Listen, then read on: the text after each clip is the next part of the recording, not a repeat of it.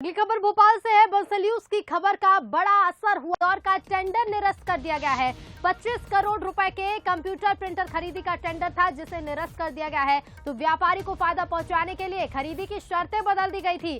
खरीदी के लिए जरूरी है भारतीय मानक ब्यूरो का सर्टिफिकेट। विद्युत कंपनी ने संशोधन कर BIS सर्टिफिकेशन की शर्त ही हटा दी थी। बंसल्यूज ने इस खबर को प्रमुखता से दिखाया जिसका असर भी हुआ और इस टेंडर को निरस्त कर दिया गया है।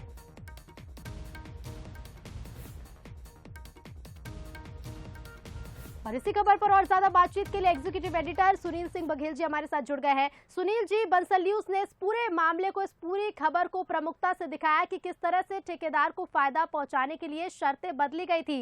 असर ये हुआ कि टेंडर ही निरस्त कर दिया गया है।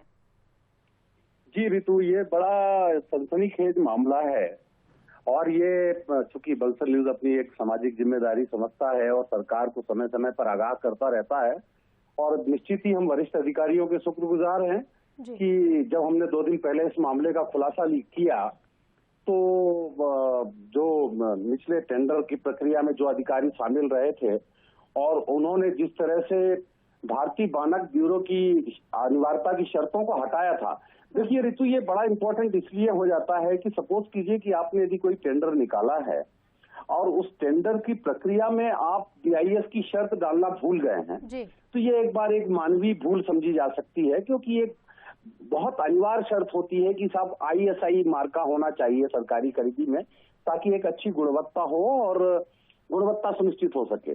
लेकिन ये मजेदार मामला इसलिए हो जाता है और इसमें अधिकारियों की मंशा पर संदेह इसलिए उठता है कि जब ये टेंडर निकाला गया तो इस टेंडर में बकायदा इस बात की शर्त थी कि जो भी उपकरण हैं उनको भारतीय मानक ब्यूरो से सर्टिफिकेशन लेना अनिवार्य होगा। लेकिन बाद में न जाने क्या खेल हुआ या क्या